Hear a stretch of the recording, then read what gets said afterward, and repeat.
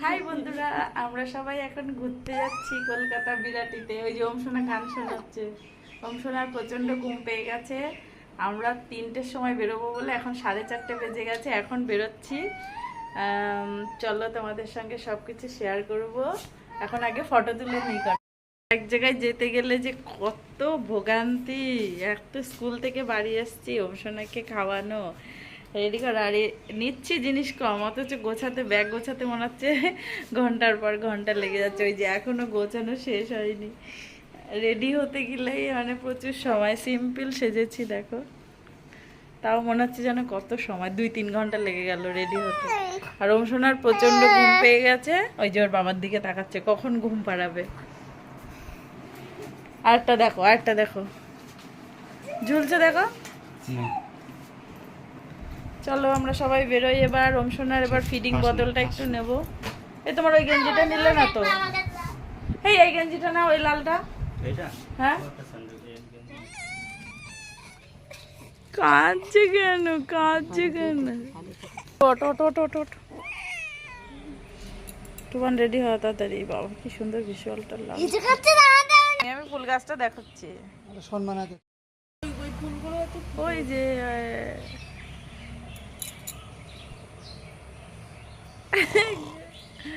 ঘুম পাচ্ছে, এই কি সুন্দর লাগছে।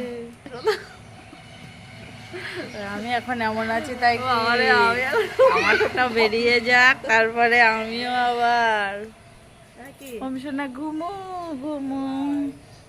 এই শোনা হ্যাপি, তাহলে তোরা ভালোভাবে থাকিস, আমরা বের করতে যাচ্ছি, ঠিক আছে? আমরা যাচ্ছি ননদের বাড়িতে। এতদিন যেতাম হচ্ছে 3 জন, এখন প্রথম 4 জন যাচ্ছি।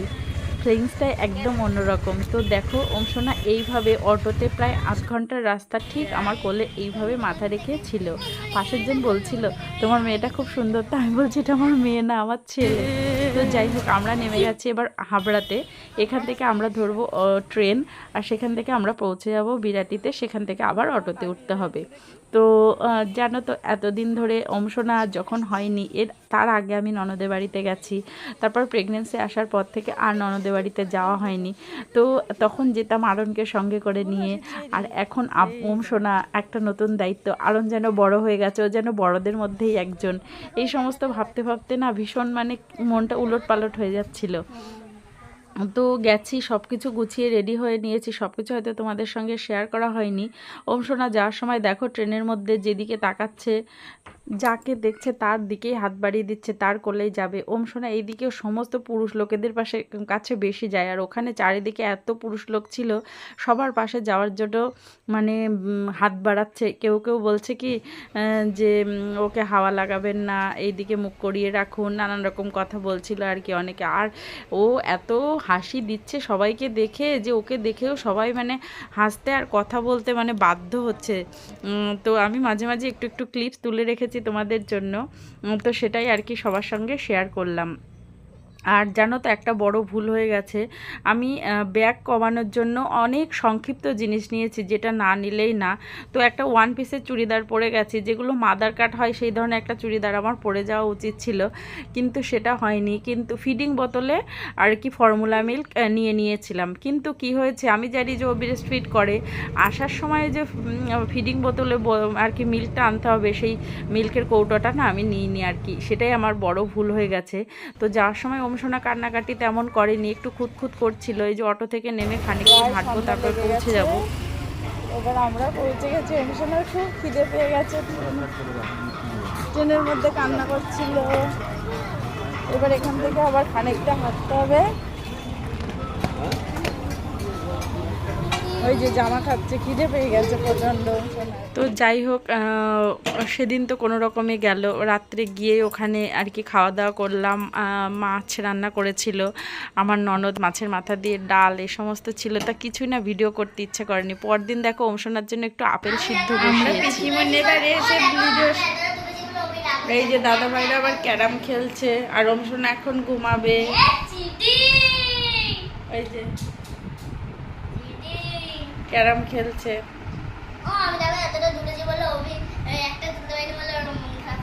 না না, মন খারাপ করার দরকার নেই, খেলাতে হার জিত তো আছে, তাই না? আমরা খাওয়া দাওয়া করছি, এখানে থাকছি কিন্তু ভিডিও শুট করছি না, একটু ফ্রি টাইম কাটাচ্ছি। তো যাই হোক, দেখছি পরে খাওয়া দাওয়া কি করি কি হয়, সবকিছু শুট করতে পারি কিনা।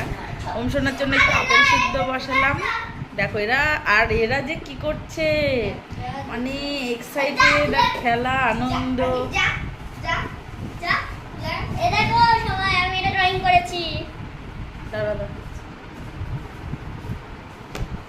দারুণ হয়েছে। তো এখন আমরা অংশনাকে ঘুম পাড়াবো। ঘুম থেকে উঠলে আপেল সিদ্ধটা ওকে দেওয়ার চেষ্টা করব, দেখি খায় কিনা, তোমাদের সঙ্গেও শেয়ার করবো। এখন বাজে ঘড়িতে হচ্ছে দেখো 8:15 মতো। আমার ননদের রান্না টান্না হয়ে গেছে, আর সকালবেলা চা বিস্কিট খাওয়া হয়ে গেছে। আর অংশনা যে একটা বিস্কুট খেলো, মানে দেখলে অবাক হয়ে যাবে যে অংশনা কি সুন্দর করে একটা বিস্কুট খেলো। আর আরন কিছু খাইনি, ওই যে শুধু খেলা, ওই যে শুধু খেলা আর আনন্দ। যেহেতু আমি সব দিন বাড়িতে থাকি না, সেই জন্য অংশনার নেল কাটার জন্য বুধবারটাই বেছে নিই। আর বুধবারে আর কি, বুধবার বা রবিবার আর কি।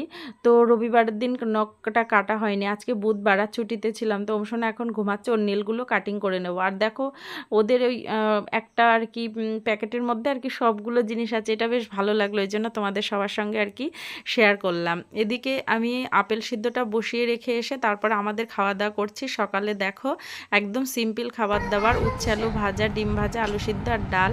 কারণ রাত্রে একটু স্পাইসি মাছ টাছ খাওয়া হয়েছিল, আবার দুপুরে মাটন হবে, সেই জন্য আর কি বানাচ্ছে। গুড়ি যেখানে যাবে সেখানে গুড়ি। শোনায় না বাবা বাবা, হ্যাঁ আপেল সিদ্ধ খাচ্ছে। তো তুই খাবি? ছোটবেলায় খেয়েছিস আপেল সিদ্ধ?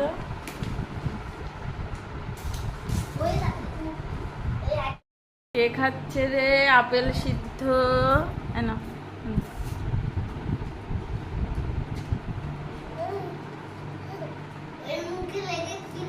মুখে লেগেই যায়, ওরা ছোট তো তাই জন্য। আজকে অংশনাকে হাত দিয়ে খাওয়াচ্ছি।